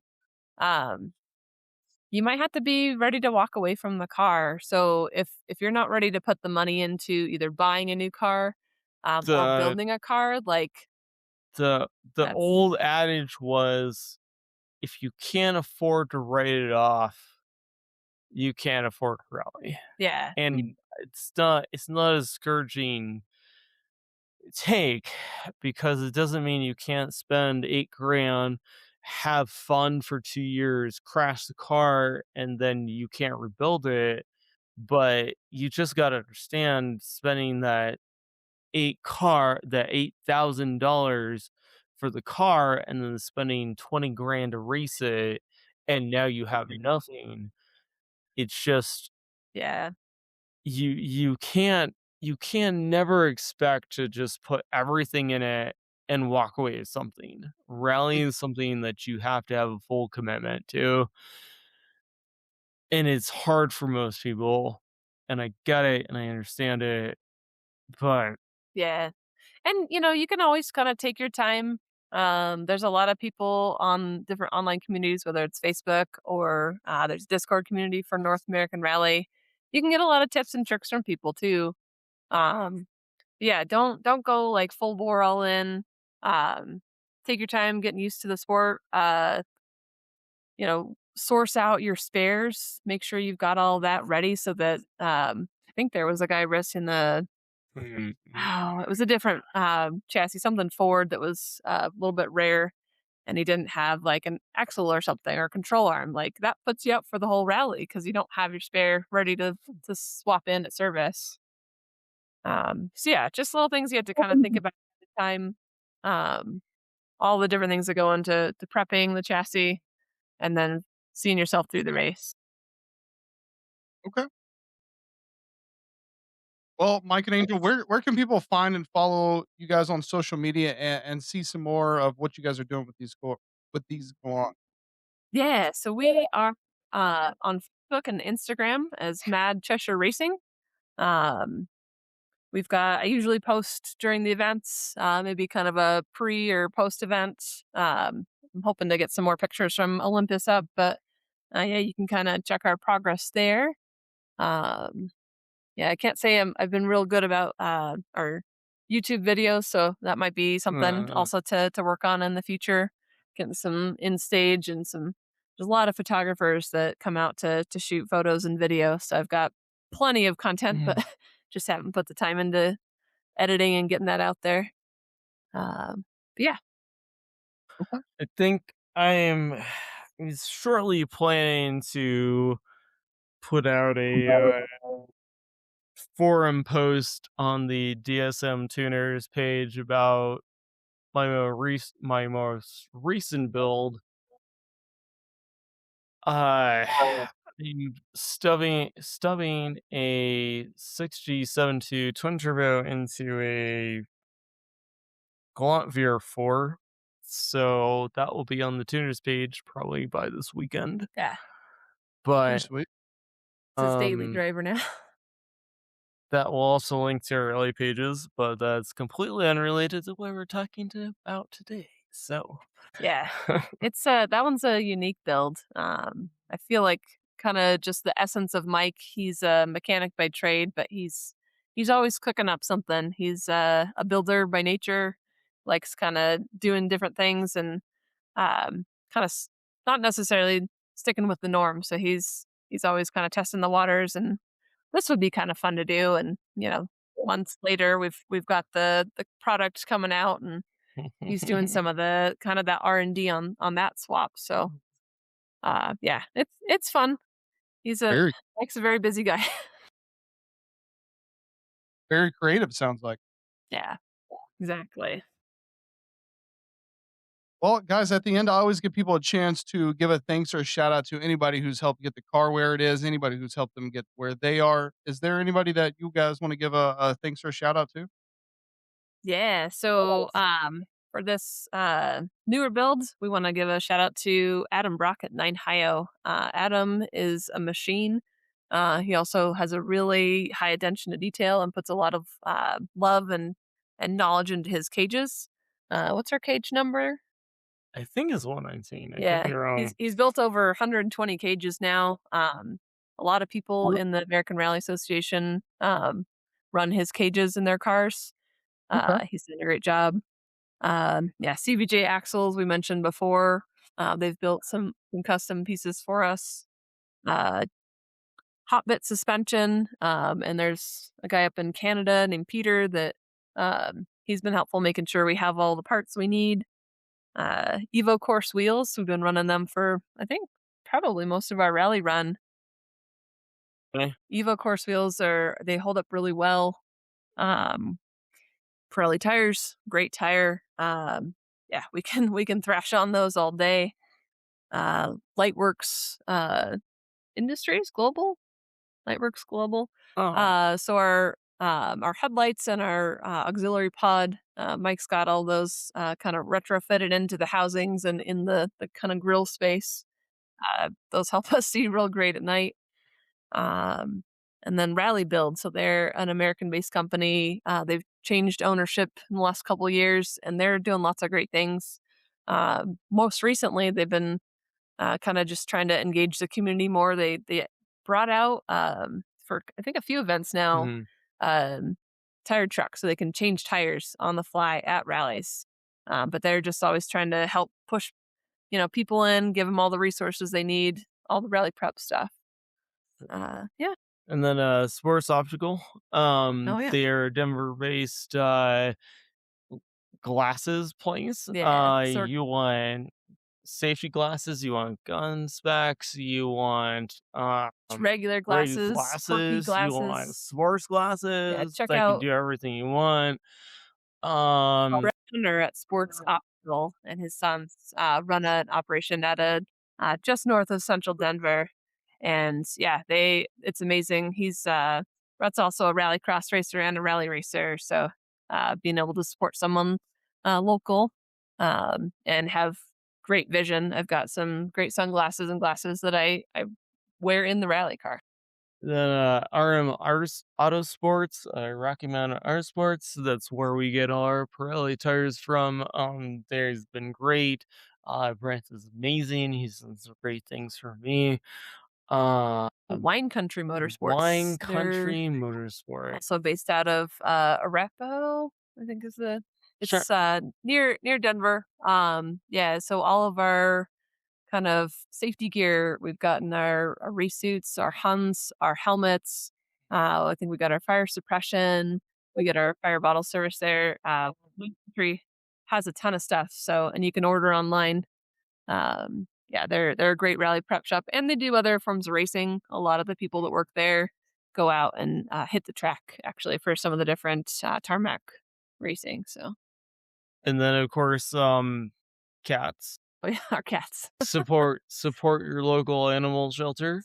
We have 6 cats. We love our 6 cats. We've had cats that have been coming with us. They don't necessarily support us, but they Yeah. they come out and hang out with us, which is great. There's nothing greater than coming home and rubbing your face in a cat. So support your local animal shelter, please. They all need homes, Yeah. and they all love all your humans. And if you can't adopt a cat, donate, help their cause. Yep. Bring them a bag of food. Yep. Yes, absolutely. Well, guys, thank you so much for taking the time to come on here and share your stories, share the story of your builds, and I hope that we can maybe inspire some more people to give rally a shot. Yeah, absolutely. And yeah, if anyone feel free to reach out to us through Facebook or Instagram, and we can help. Whatever way you need, or if you just want to connect, we're out here. Thank you, Josh. Thank you to everybody. This has been great. But yeah, please feel free to reach out. I love more people. I love more fans. I love more people that want to do what we want to do. And even if you just like rally and you like cats or animals, great. Thank you. Hey guys, Josh here again. I just wanted to add this quick edit at the end. This is a reminder that MitsuTimes also tracks rally times. It's not just drag racing. If you go to MitsuTimes.org, click Get Added, you'll see a link there that says rally times. If you don't see your rally course stage already on the rally list that we have, we will add anything. Just let us know. We'll get it added. We love having the rally support. Obviously, Mitsubishi is known for its rally heritage and success. So please, please, please submit your times and get added to our list. We'd love to have you. Thanks again. Thank you for listening to the MitsuTimes podcast. Check out our Instagram and Facebook for daily updates. Get added to our list by going to MitsuTimes.org and clicking Submit a Slip. Thank you to all of our sponsors.